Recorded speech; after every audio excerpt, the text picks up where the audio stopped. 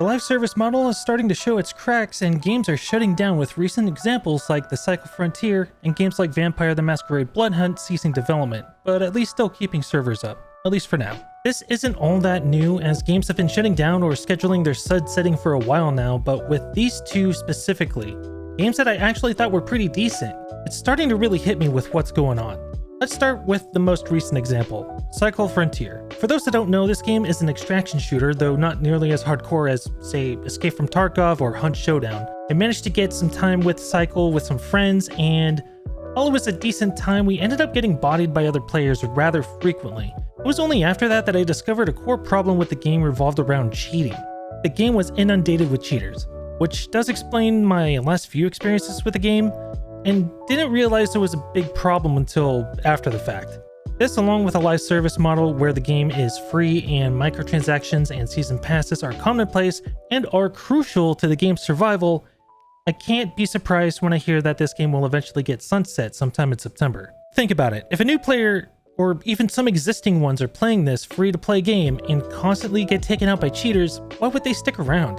Why would they invest in the game through season passes or microtransactions? Why would they even launch the game at that point? It's unfortunate for those that love the game and paid for stuff, especially if they paid for stuff. I say this because the developers, Jaeger, who put out the statement when announcing the sunsetting of the game, that those that did purchase things for the game within the last 14 days will be able to get refunds.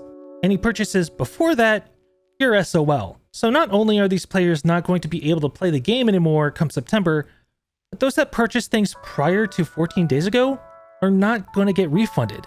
I feel for everyone that did like this game, but this is just another example of live service failing as a viable business model.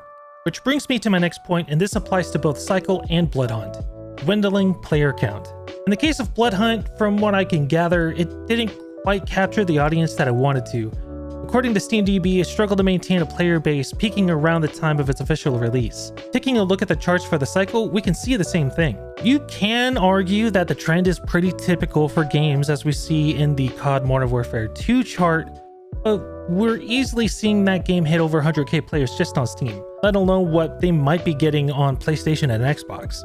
It's a shame that Bloodhunt didn't get the support, because I actually really like that game. I even bought stuff. But even I stopped playing that game. I just feel like maybe the live service model isn't viable for anything that isn't COD, Destiny, or Fortnite. The player base dies out quickly, and the fact that a lot of these newer games are free to play entices cheaters to come in and ruin the fun for everyone, forcing the legitimate players to leave. So what's the solution? To be honest, I couldn't tell you. The industry tried map packs for paid titles in the past, but that ends up splitting the player base, only leaving a small pool of players to play on newer maps, leaving those that don't have those maps behind. This does tend to deter cheaters, but we're trading a con for a con here. As far as cheaters go, even paid titles still get their fair share of cheaters.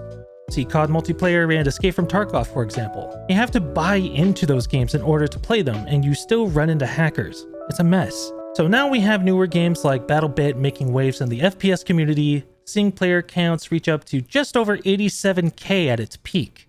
Sure, it's a paid title, and an affordable one at that, but now I feel we're just waiting to see when this game and others like it will bite the bullet and shut down servers.